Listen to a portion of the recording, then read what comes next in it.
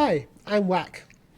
Hey, and I'm Pat. Thanks for joining us for another episode of the Weekly Orbit for Friday, September 13th. Whack, how's your September going? It's one of my favorite months here with the It's, weather. yeah. Oh, the weather's lovely. The weather's like we're having a really nice like late summer like bloom, so it's actually lovely being outside in the afternoon. But the markets are horrible, Yeah, so I'm not enjoying that part. yeah, we'll go. Cause Yeah, yeah, I know. Let's get into that because I've been reading all kinds of historic, look backs on September, and apparently it's just the worst, the worst month for prices. In fact, I wonder if people just trade it. And they purposely short stuff in September because they know, hey, this is almost always a bad month. And in fact, I saw even farther, basically between October and April is when you have the best appreciation in prices.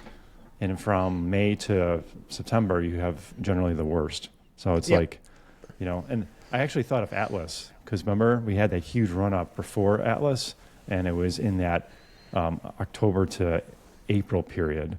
And Mm-hmm. then once Atlas went live in May, I think it went live in April of 23. It just went, we've been seeing down pressure Ever ever since, since, right? yep, yeah. Ethereum this week, it's currently at $2,360.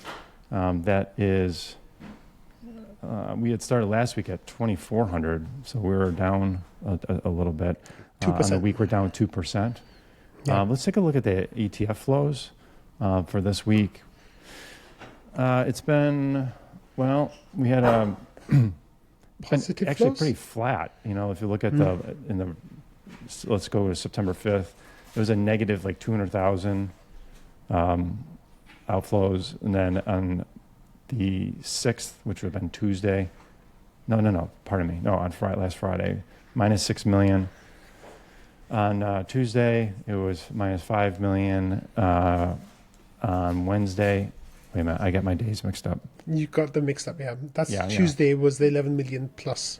Right, yeah. So we had a good 11 million inflow, and then yesterday, September 11th, about a 500,000 outflow. So it's kind of, we were having outflows of like 30 million, 40 million, and now it's kind of down to a trickle or kind of breaking even. So it seems like we're starting to level out a little bit, at least. I guess that's a good thing, a good trend to see. Any Yeah. thoughts on Ethereum before I take a look at RPO? No, like it's just kind of flat. Like there was a little downward wick a few days ago, and that had people panicking as always. But we kind of bounced back a little bit from there. But we're kind of in that range, the downward slope really more than the range. Like if you go to the 3 month chart, you can kind of see it a little bit more clearly. That we've just kind of been trending downwards, for the last 3 months. And there've been a few wicks down and stuff, but the general trend is down. But if you look at the 1 year, we're still actually up quite nicely on the 1 year. But it's difficult to look at that. We're at 45%, which is Yeah. okay. But it's just when you look at where we were, 3 months ago, 6 months ago, it's a little bit more difficult to stomach for some Right. people, and others are just kind of like looking at the longer time frames, and they're like, yeah, this is okay, this is fine. We're setting a good zone now for going up. But RPL had some action this week, so let's have a look at that. Let's take a look at that. We had this monster wick. So we started last week in US dollars at $10.32. Then this monster wick, we went from $9.67 to $12. So it was like what, almost a 30% rise, 25, 30%. We've Yeah. retraced a little bit. We're back down to $10.24. Yeah. On the week, down 1.4, so a little less than Ethereum. And you want to talk about that huge wick? It looks like we had some interesting news from Binance that caused. Yes. We think that caused it. What do you think? Yeah, so we actually had a new low price for RPL this week. Like it went down below $9. It went down to like $8 something, and then sentiment was really horrible. Like we were hitting like new lows, so people were really disappointed, and we didn't hit a new low on the ratio compared to like last month, but on the US price we hit a low, and then Binance listed RPL perps like futures where you can max leverage long or short, and that seemed to give us a big pump. CoinGecko really doesn't show the candles, but we went from being $9 something cents all the way up to $13.24 on Binance, on the USDT pair. So there was a huge pump there. Like it was, I think, up to 40% at one point. But Yeah. it's retraced most of it, so much so that we're actually down on the weekly right now compared to where we were before, like 1% down. But that was definitely a big wick up, and it's happened a You've been bunch of getting times now. these If you about once a month now. Once a month, yeah. I was just going to say, if you go to the 3 month chart, you can see that around once, no, that's right there, yeah. Around once a month, we get these like violent spike upwards, and they're like 30-40% somewhere around there. But of course, we had that one that was 100% up a couple of months ago. No, not a couple, like 4 months ago, I think, or 5 months ago. But the thing is, eventually, like what will happen is we'll get one of these moves up and people will short it. Like I think that's what happened here, because if you look at the numbers in Aave, like the borrowing for RPL maxed out, like it went to 100% pretty much, and people who had supplied RPL were getting really, really good rewards for it at that point. But what's going to end up happening eventually, Pat, is that it'll pump and people will short it, and then it'll pump again, and then that I think will be a really nice movement. Like, and I think that's one of the things that I'm kind of looking for, to show that we've bottomed and we're moving out of the bottom now and we're heading up from here. But we haven't quite seen that yet, and we haven't had one of these that have been sustained. Like every time we've had one of these pumps, it's gone lower, and it's actually like really sad to see it happening, because every time it happens you get a little bit hopeful, like and people get positive, but start feeling positive, but it hasn't lasted, and most of the time within a couple of days or a week it's retraced all of it and then gone to new lows. So those are some of the things that I'm looking for in the charts, in the price action, to see that we've actually moved out of it, and that's getting that pump and sustaining it maybe for a day or two, and then getting another one on top of it to squeeze out those shorts. And Yep. honestly, like I wouldn't be surprised when it comes that we get another one of those like 100% moves up. Like I'm really thinking that that's the kind of thing that we'll see. And the reason for that is because there's more and more evidence now that people are shorting RPL more, and we're seeing that on chain with things like Aave. And now with Binance, with the perps listings, there's going to be some wild short squeezes, and probably Yes. like eventually long squeezes too, but short squeezes for sure, because the RPL token is quite illiquid on the market. There's not that much volume, and what's going to happen is people will try to short it, and then they'll get hunted, and they're gonna lose a lot of money. Like people are going to lose a lot of money. Yeah. That's why I'm just comfortable in spot, and I'm not I going to know. be doing any of that leverage stuff. But for those that are out there, you might hit it again and again, but then once you'll get burned out, like and left behind big time. So Yeah, it's like playing I'd be Russian very- roulette. At exactly. some point, you gotta get caught with Yes. your pants down. Yeah, and Right. crypto can change really fast. Like you Yeah. can get those candles that will just destroy you. I remember ETH. I think it was in 2020 or right at the beginning of 2021. I think it was like New Year's Day of 2021. Was like kind of lagging Bitcoin, right? And like it was in that 300 to 400 to 500 kind of range.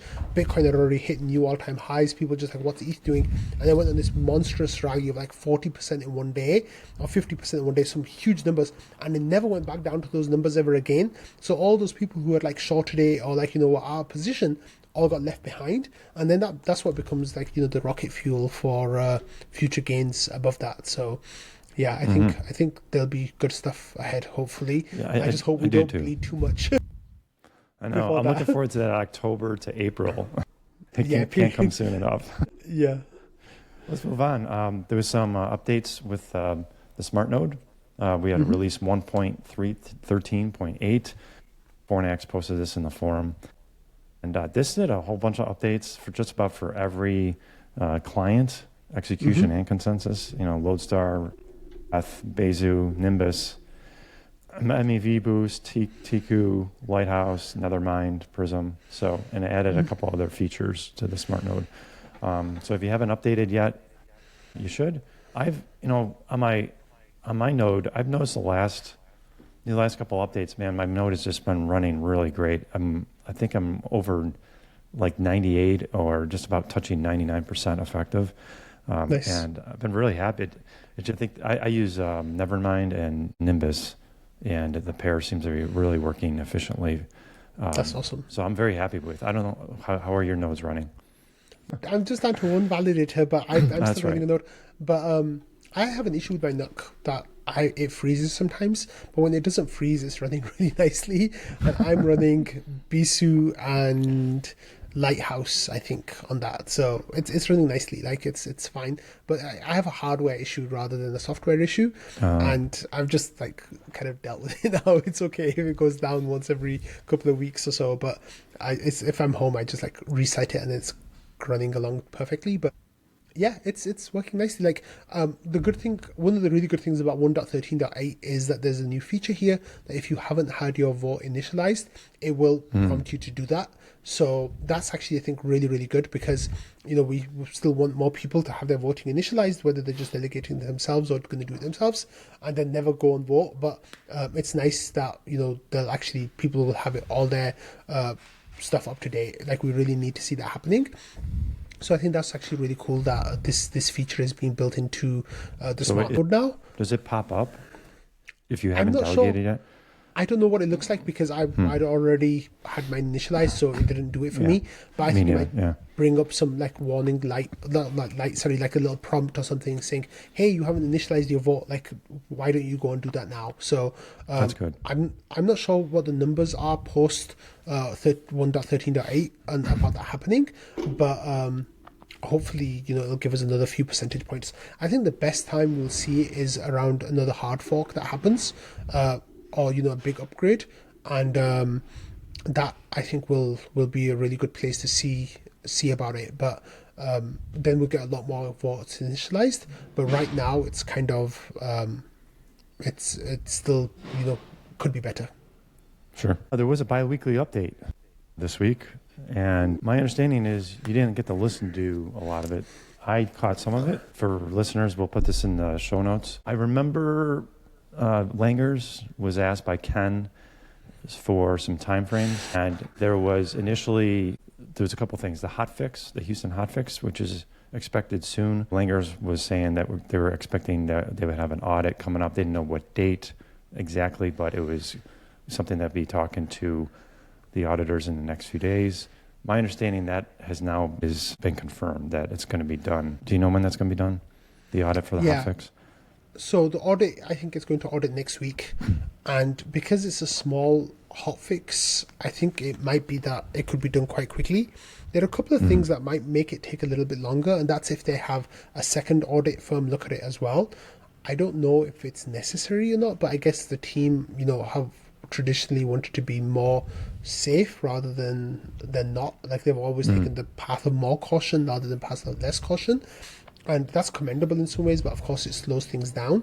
But if they only have one audit, I expect the audit to take 1 or 2 weeks, like not much more than that, because Yeah. it's so limited. And in that case, we should have auditing done potentially within the next 2 to 3 weeks. And then there'll be some testing for the changes that might take a week potentially as well on testnet before it goes to mainnet. Now, that means that in the best case scenario, we could have the hotfix on mainnet within around a month or maybe 6 weeks. But that's not what Langer said on the call, right? What was Langer saying? Like, what kind of time frame did he give? For the hotfix? Well, I Yeah. don't recall exactly if he gave one for that, Yeah. but he was asked about if we are do Saturn Zero, which is the RPIP 62, which would be ETH-only mini pools, when he would expect that. And he said he thinks that would be done before year's end, which is kind of a longer time frame. I know you've been saying 6 weeks. We might be able to get this at or the same time CSM, Lido CSM comes out. And that could be like, end of October-ish or something like that. He gave it a little longer than that. Now, I don't know if he was just being conservative. He doesn't want to, say, well, it's going to be November and then it turns into December. So Yeah. we'll see. But hopefully it'll be sooner than that way. Yeah, hopefully. So the time frame that I'm thinking about is, the hotfix is done in 4 to 6 weeks. on the RPP62 side, we actually had some really good news coming out this week. So one of the things was that it's gone to sentiment vote right now, and 100% of people are saying that this is either great or good enough to go to vote. So that should be going to vote within 2 weeks. I think that's what the governance procedure is, that the sentiment check has to go live for 2 weeks before it goes to snapshot vote. So in 2 weeks' time from today, we can expect there to be a snapshot vote about RPP62. The snapshot vote will last 2 weeks. So that is, 4 weeks gone right there. And then at that point, it'll be a matter of getting the tree generation and all that stuff done. Yeah, can we talk about the tree gen real quick? I don't have it up, but Patches has been kind of put in charge of that. Now Patches is transition. He's kind of on the team now in a way, or is he like officially, kind of non-officially? He's a GMC employee who the GMC have kind of sent over to the team basically to help out a little bit. Okay, great. Yeah, Patches knows his stuff. So he had an interesting post, which I forgot to put into the show, where he's been tinkering around with the tree gen, which would be part of, with the Saturn Zero, we're not going to be doing Smartnode smart contract changes, and that's why we can do it so quickly. However, we would have to make some changes to the tree generation, which is, it's not on chain. It's something that you can just change numbers with. And he had some positive news. He said, yeah, it looks like this should be something that could be done efficiently and without a lot of time. Yep. Can you elaborate on that a little bit? Yeah, so there are some smart contract changes that need to happen, which is that they're being included in the hotfix. So the hotfix initially was to fix a bug with the Houston voting and having voting on chain. So there was a parameter that was missed that meant that you'd have to have a ridiculously high amount of vote initialized before you could move to on-chain voting. That just wasn't realistic. So the hotfix was to change that parameter basically. And then in the time frame to get that parameter sorted, what ended up happening was the community realized that, hey, we got this RPP62 thing going on, and we need to change some other parameters as well at the smart contract level. And that is including like removing the requirement for there to be RPL on the node, and a few other things as well about like the scrub check, whether it punishes RPL or ETH. So those are actually smart contract changes, but they're very, very minor smart contract changes. In some cases, just a value change, not like, lines of code or anything like that. So that's that. And then with the off-chain part is the tree generation that is used to calculate rewards every month, like you said. So Patches has been working on this for quite a while. It used to be Joe working on this before. Patches helped out. Aramara runs versions of the tree as well to make sure everything's going well. There's a whole little like tree thread that people talk about the tree like every day, which is really funny. Like it's way above my head, so I don't go in there very often, but those guys are passionate about those trees, so it's really cool. Yeah, but Patches is the one who's going to be doing it. So he, I think, is looking at it and he's saying that this is definitely doable. The spec is really good. It won't take long. So then if there's a couple of weeks for that to happen, that's where I'm kind of getting that 6-week number from. But that I'm finding might be a bit optimistic. I'm still looking to get some more clarity and find out about the audit stuff, like whether there'll be 1 audit, 2 audits, what the timeline might be looking like, just so I can get a little bit more accurate information out there. But from my understanding, from what I've heard, is that 6 weeks is the number basically from now. So towards the end of October, we should have Saturn Zero online. Amazing. Yeah. And cross your fingers. Just for the normal non-computer scientists out there, basically TLDR on the tree gen it's just a way the system determines who gets what rewards, right? Essentially. Yeah, that's exactly right. Yeah. That's the bottom line, right? Yeah, and we'll actually be changing that quite drastically.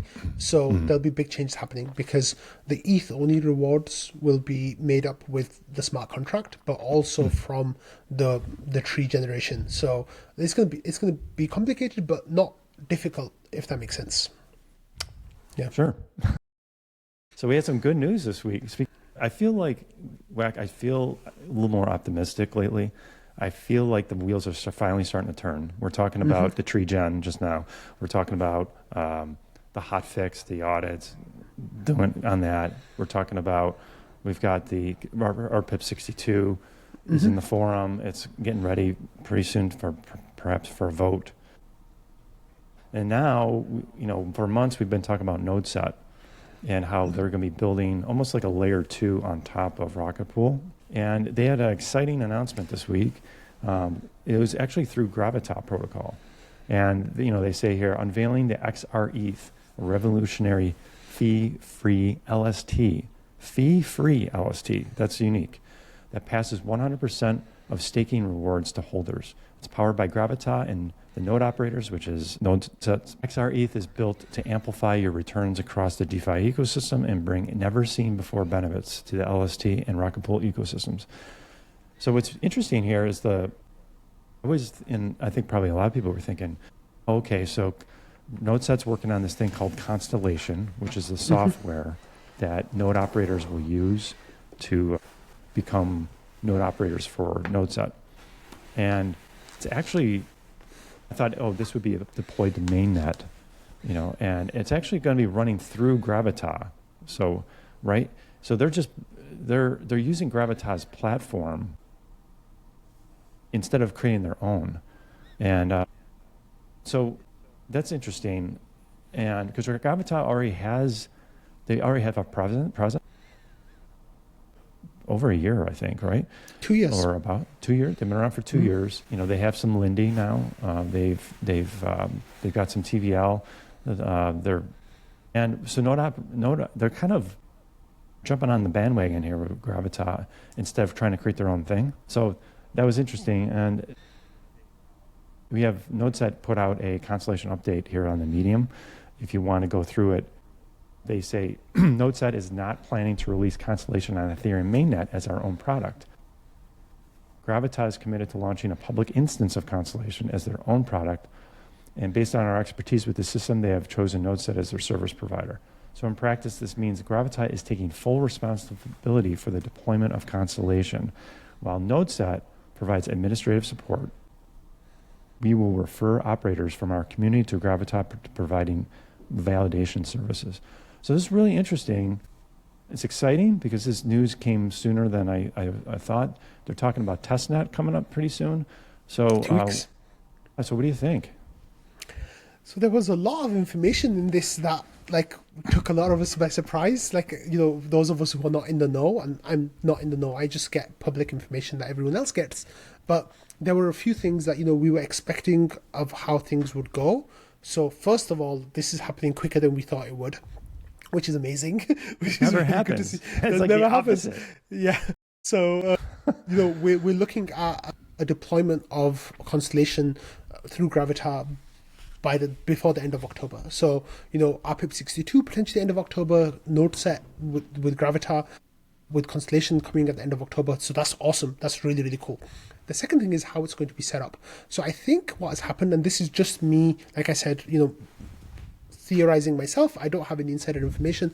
I think what happened is that initially it was set up that NodeSet would run their own instance of Constellation. It would be open source software, so others could run it if they wanted, but do their own tweaks to it to set their own parameters, and then get their own node operators to be layer 2s on top of Rocket Pool in the same way.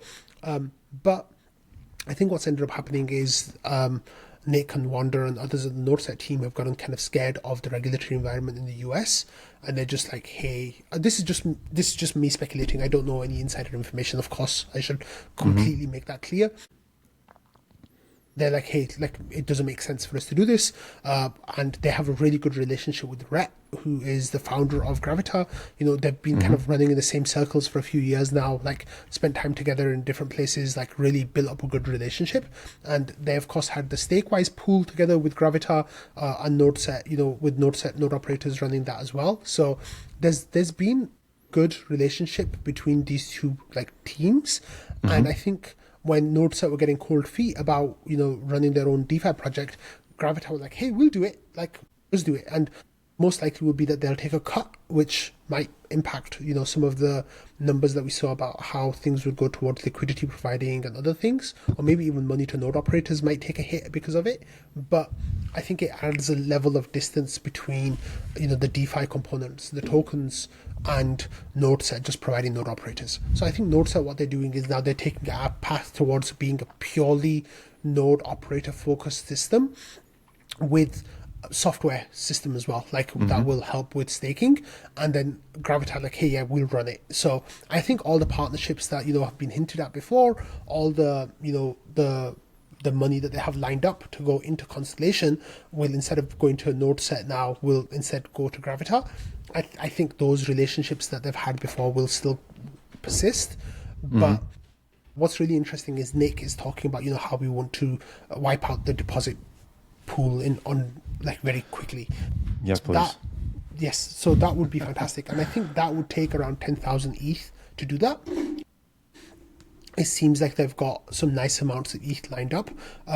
From some of the tidbits I've heard, it seems like the Stakewise pool will be wound down, and the nearly 1,000 ETH that is in there will also go into Constellation as well. That was just like a test. Pretty much, it looked like it was just a test, and then that will be brought into XRETH as well. So we can expect XRETH to have potentially a TVL of around 10,000 ETH very quickly.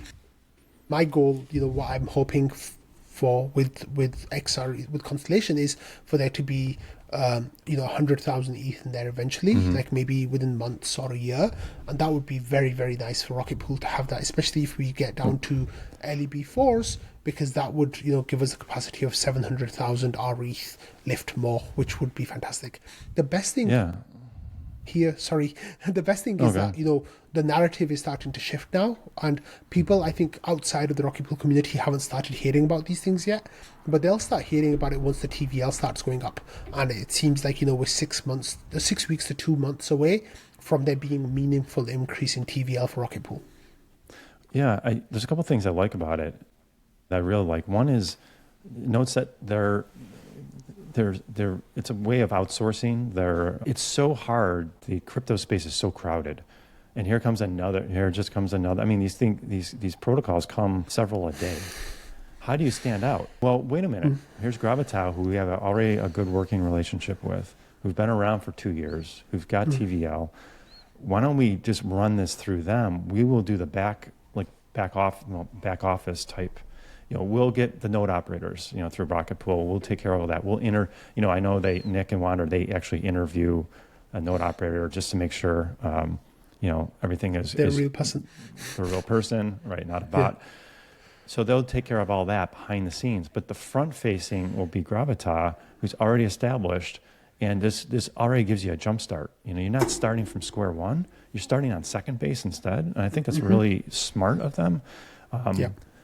The other thing is, I was just thinking the other day about they were having 2 auditors for Constellation. One had started in August, and I think the other one was starting in the first week of September. And I was thinking to myself, I wonder how that's going. Apparently it must be going pretty well. They've already got this planned. Testnet will be, they said, within a couple of weeks. So it looks full steam ahead. I'm really happy. The guys over there at NodeSet seem to know what they're doing. And the last thing is, just for the normal person out there, if you get an LST, a liquid staking token, like RETH or STETH, STETH is the largest, RETH I think is the second. STETH, 10%, you're only getting 90% of the rewards because 10% is the commission. And with RETH, you get 86% of the rewards, 14% is going to commission. With the XRETH token, you get 100%. So you're going to get the highest yielding LST on the market by using this. And so you deposit your ETH in, so it's going to be run through Constellation and through the Rocket Pool system, and you'll get an XRETH token out without having to pay the 14% commission. Yeah, it's very attractive. I think that it looks good so far. I'm excited to see what this will bring. Yeah. So the way it might be worth clarifying how that happens for people who might not know. So like you said, the RETH holders pay a 14% commission, and that goes to Rocket Pool node operators. So a Rocket Pool node operator actually earns more than 100% of staking rewards, which is what we think of solo staking rewards, right? If we use that as a benchmark of 100%, that's what a normal staking would earn. But Rocket Pool node operators earn 114%. Just keeping it really simple, because they get the 100% of the staking rewards, and then they also get the 14% on top. And then that, just making it really, really simple, right? I know that I'm missing out a whole bunch of things there, but what these guys will do is they'll take that 14% off the top. So they'll keep the commission for themselves and divide it out amongst, Gravita, amongst NodeSet, amongst the stakers. That'll go towards incentives for liquidity and all that kind of stuff. Right. and then the 100% that is left will go to the LST holders. So you'll be making more for your LST compared to holding STETH or RETH. Now, what's actually really good here as well is that, NodeSet have curated a list of node operators, and the node operators are actually well-performant node operators. So Right. LSTs can take a hit in terms of the revenue that they generate if their node operators are offline. So for Rocket Pool, our node operator performance historically is quite bad compared to more professional services. So we lose a little bit of rewards because of that. So our ETH tends to have some of the less performant rewards. However, with Gravita, with their node set, because it's a curated list, they'll actually be more performant, and they'll actually be getting better results because of that, because their node operators will get better cut from Rocket Pool for being more performant. So they're actually going to, I think XRETH is going to be a really nice token to hold for people, especially as it builds Lindy, and especially as there gets more DeFi integrations. It'll actually be a token that people will really want to hold. I'm really curious to see when we'll see XRETH, RETH liquidity pairs coming up.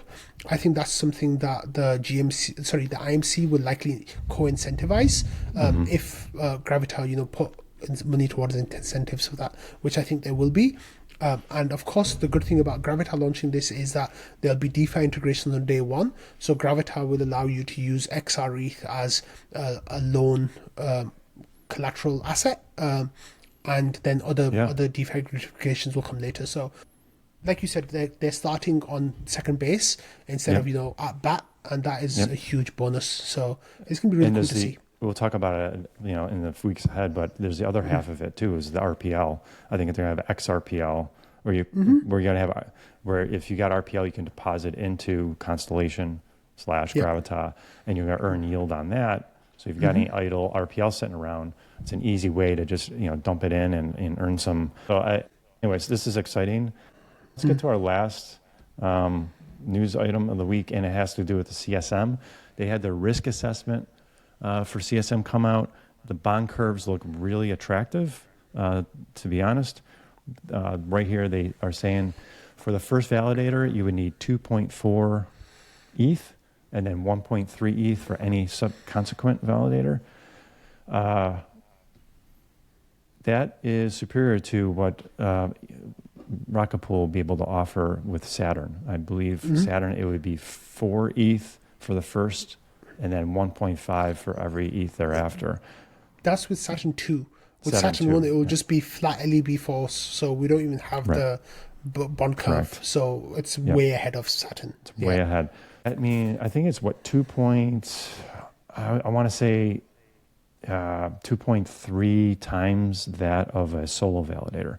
And that, again, is higher than what Rocket Pool will be able to offer. Now, there is some caveats to this. They're going to be capped in terms of the total of Lido's TVL. I want to say TVL. Yep. Plus, there's going to be a cap on the amount of validators one node operator can have. It is concerning because these numbers are really great. Number one, what is the silver lining for Rocket Pool? How does Rocket Pool remain competitive in this against CSM? What are we're talking about limits, and that might be one of them. So can you tell us, what do you think? Yeah, so let's talk about the Lido CSM part of it first, and then we can talk about the Rocket Pool part of it. So the saving grace for Rocket Pool from the Lido side of things is the two really that stand out. The first one is that they'll be capped to 1% of their TVL, like you said. So that is not that big an amount of validators, which is good, thankfully. The second thing is that each node operator will be capped at 10 validators per person. And they're going to have two node operator types. The first one is the early adopter. And these are people who've already been staking elsewhere, solo staking, Rocket Pool staking, other kinds of staking, and also people who joined the Lido CSM testnet and had good performance. So those are the early adopters. And then after that, once they reach 1%, and then once they go to the permissionless part of their module, that's when they'll be letting on more people. So the thing is, they'll need around 300, I think, node operators to be able to get to a 1% amount.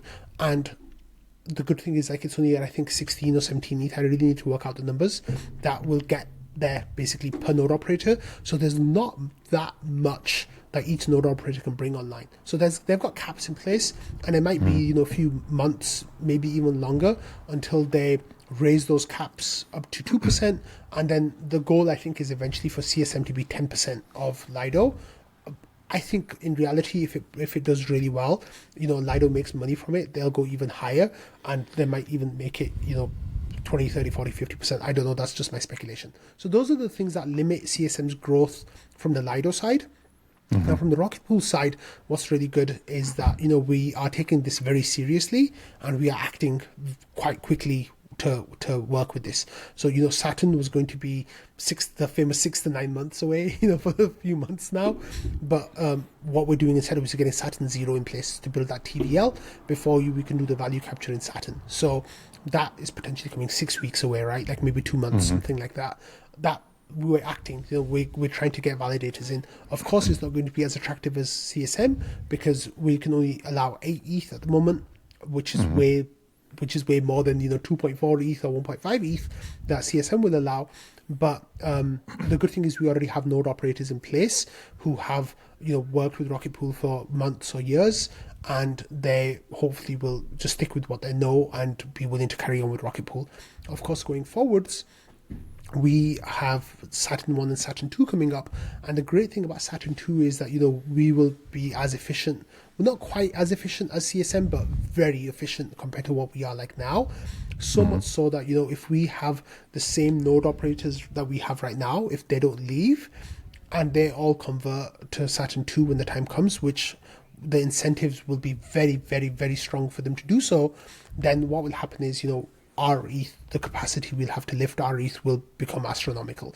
So right now, like if we have about 250,000 node operator ETH, right now that can lift around 500,000 R ETH, just with the way the LEB8s and LEB16s are working, the 16 ETH validators. But if they all go on to Saturn 2, then we'll have about 5 million R ETH that we can lift with that. So 10 times increase in capacity. If we get new node operators, coming from NodeSet with other services, potentially like that, with whale marriages that happen, any of that kind of stuff, we'll be looking at the ability to lift many millions of our ETH than we do now, and I think that we'll be good. But we've got steps along the way that will make Rocket Pool competitive. Maybe not as competitive. I don't think we'll ever be as competitive as CSM, just because of the protections that we have to put in place that CSM doesn't have to, in terms of MEV theft and all that kind of stuff. So I think we're playing a different game, right? But the game that we're playing is we are actually trying to be the best at that game, and hopefully that'll be enough to stave off too much of the impact of CSM or other services.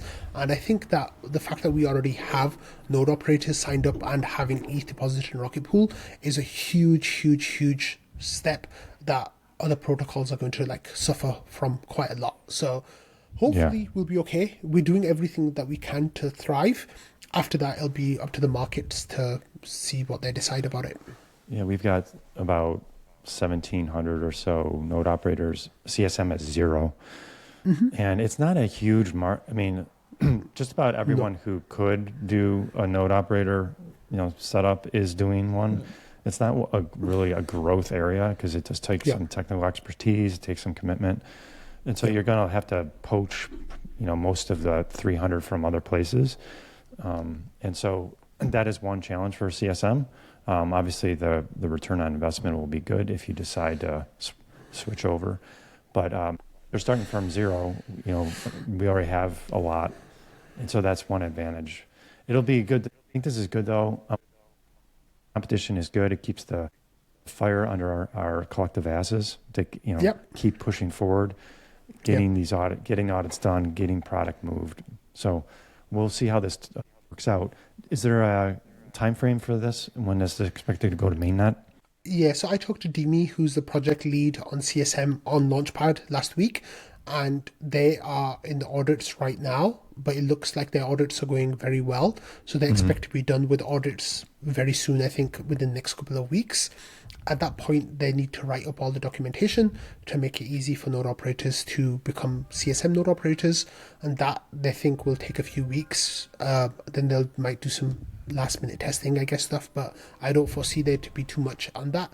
So they're looking to go live in the beginning of November. So that is, we really want to get as much as we can out of the door before beginning of November, just so we start with our strongest foot, right, like forward. Absolutely. And thankfully, I'm a lot more optimistic now of, ETH-only validators being live before then, with NodeSet going live before then, and hopefully Rocket Lend, if some of the issues around that can be sorted out, potentially that going live before then as well. So this is really, really cool stuff. And yeah, it's pretty awesome. Yeah, I'm feeling good this week. Let's go to wins. My win for the week is NodeSet. I was really happy with that, to see them coming out unexpectedly. I love the idea with Gravita, teaming with Gravita. And it seems like the audits, are moving forward. We're going to be hopefully live by, say November 1st. I'm just throwing that out there. That's really great. Makes me feel good. Also, I love the September weather here in my parts. Sunny, really comfortable, pleasant. It's like the calm before the storm. Literal storms, snowstorms. Yeah. So September is such a beautiful month here, and the leaves will start changing soon. So those are my wins. How about you? For me, it's actually the generosity of the Rocket Fuel community. So I don't want to say too much because I haven't actually said it on Rocket Fuel yet, but recently I've had some audio issues on Rocket Fuel where some of the episodes have had bad audio, and someone out there in the Rocket Fuel community land was generous enough to send me a new audio setup. So I'm going to be talking about this on Rocket Fuel probably on Monday when I have it all ready to go. But it was incredibly generous, like more than I was willing to accept at one point. But like I was convinced to accept it. But it's amazing. So that's my win for the week. Just that people, even in bear markets and even though sentiment is down, people are still really generous with their time and their money. And like I was honestly like so touched. Like I'm still kind of like I still can't believe it really. So have you tested it out yet? No, not yet. I've got it all here on the floor, so I need to do that over the weekend hopefully and get it ready for Monday. So yeah. Well, we look forward to it. That's my win. You'll have the crystal perfect sound. Like, honestly, like broadcast level sound. Like this is amazing stuff. So it's going to be really good. That's awesome. Yeah. Well, that concludes our show today, this week, for Friday, September 13th. Thanks for listening and watching. We'll be back next week with another episode, hopefully with some more good news. Until then, we'll see you. Thanks, everyone. Bye. Bye-bye.